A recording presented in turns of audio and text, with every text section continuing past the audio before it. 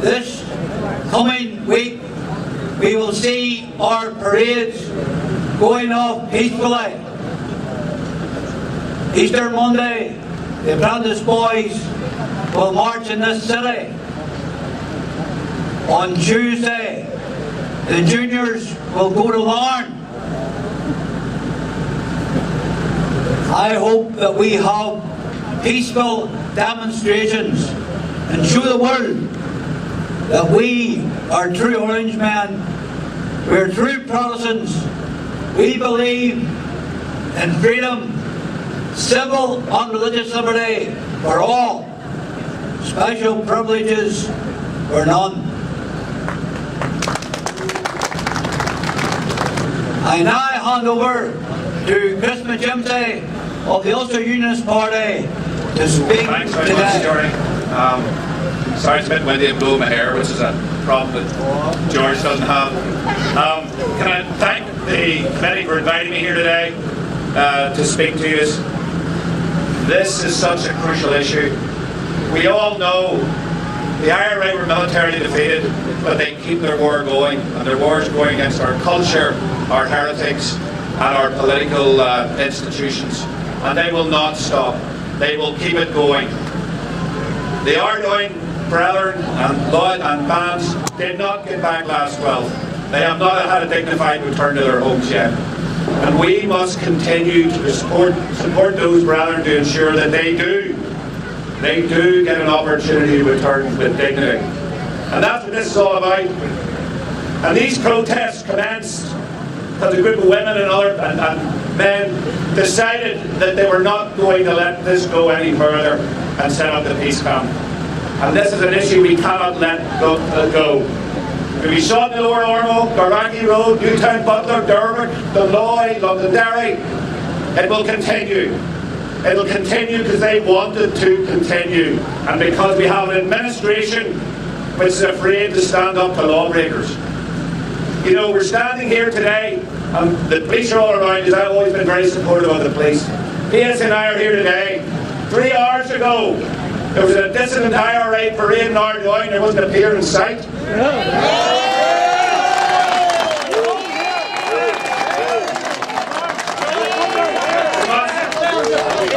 And it's not these men's fault. They're following orders. Where's the orders coming from? They're coming from above. We have a situation now where major criminals get bail and walk out of court, and members of the Protestant Unionist and Loyalist community are going through those courts like a conveyor belt. You saw what happened to Willie Fraser last week. He can go to church, but he's not allowed to, if there's an orange parade anywhere near, he's not allowed to be there. What sort of a society are we living in? And what sort of society are we being governed? Who's governing us, and why are they governing us the way we are? I'll give you another example. I'm very proud. I've been an Orange man for over 40 years. I'm also proud to be the immediate past president of Clifton Street Apprentice Boys. Now, we have watched that over the last 5 or 6 years. There's now 4 resident groups oppose us. There's only about 25 of us, and they oppose us walking down Clifton Street. And you know, our leadership betrayed us by meeting without telling us with the Republicans in Unity Flats. To negotiate our parade without telling us, we immediately resigned from the amalgamation. I'm not telling any by the school here. We have nothing to do with that leadership now. But it shows you the situation we're in. On the night that they were negotiating about our parade with the people in Unity Flats, the PSNI were driving around this area handing summonses out to the district officers and the county officers of the Royal Bank Institution on the same night. Christian men that had never had any dealings with the police before were getting summonses. Meanwhile, the Belfast leadership of the Apprentice Boys were having secret negotiations with the Republicans who want nothing else but to stop us walking down Clifton Street. Now, one of our problems, there's only 25 of us, 13 Apprentice Boys closed the gates in the face of King James's army. 25 of us are going to determine to try and keep Clifton Street open.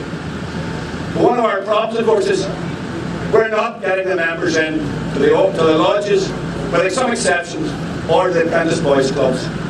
if you're keen in defending your political and cultural and religious history in this country, the obvious way to do that is to join the Loyal Orders. We must encourage more people into the Orders.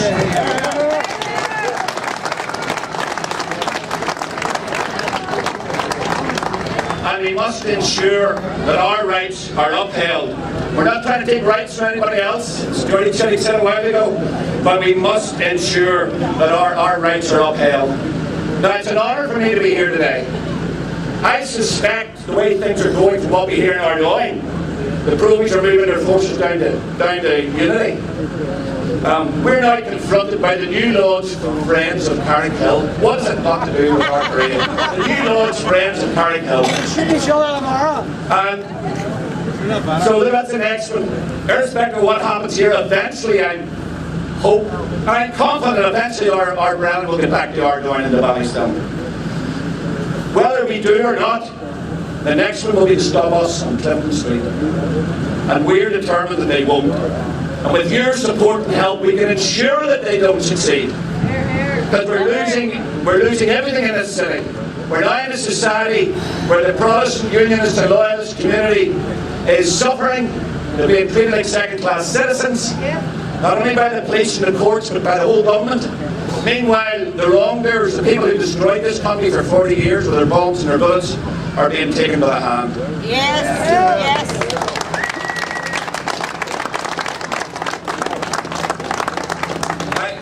I know this city has changed, population's changed and so on.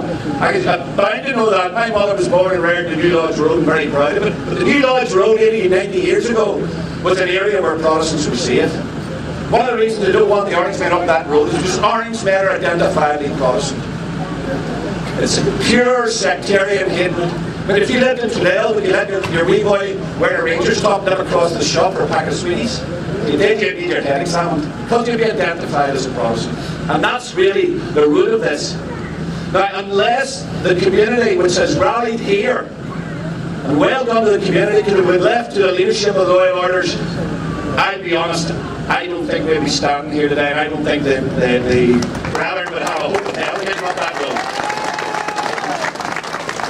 That's just my view as an ordinary sash-wearing member, 42 years standing. That's just my view. But unless the community rallies and the community stands with us, and we show the determination that the Ardoyne men have and the people in Cadell in this area have, we will lose more and more and more. And I think our community has lost enough. And we have got to fight back. And one of the ways we will fight back will be the upcoming elections. Any member of our community is not registered to vote. Shame on him. Any member of our community is registered to vote and can't be bothered because he's watching EastEnders or something on the telly or away playing golf or pool or something. Double shaming him. I was a councillor in this area for 12 years, and I had a councillor over in the East. I was a councillor here for 12 years. The highest turnout we ever got in the council election in the Greater Shankill was 46%. My memory should be right. Lower number falls 62, 68% every time. Our people either don't vote or don't register. The luxury of those days are gone. Our city has been gerrymandered to ensure there's a nationalist majority. I was just talking to one of DUP candidate in the same area as me. Do you know in the heart of East Belfast, after the elections, if things don't go well, the 6 councillors returned, 3 will be Unionist, 3 will be anti-Unionist. So think about that, that's the heart of East Belfast. And that's happening all over because people don't vote. Too many people are not interested in fighting the easiest way possible. It's right, vote. Vote for any Unionist, vote for nobody else, but make sure you vote. That's the political spillover. It wasn't party political, but it is essential that we keep our opposition to what's happening in our country to the fore. It is crucial that people realise we're not going to roll over. We're not going to lie down. We're not going to be bullied by the police or anybody else. And we are going to be determined to continue the fight for the maintenance of our rights. They were too sorely won to hand over on a plate to Republicans or anybody else. Chairman, I know there's football on the TV. I know there's a lot to do of people this Easter weekend. I'm not going to take this anymore. Can I thank you for coming? Can I thank you for listening? And can I impress upon you that if we stand together and show the determination that has been shown in this part of Belfast over the last year, I'm confident that we can win through. If we don't, well then shame on us. Thank you very much, Chairman. Let us down. The Queen Band. God save our gracious Queen, amen, our noble Queen. God save our Queen.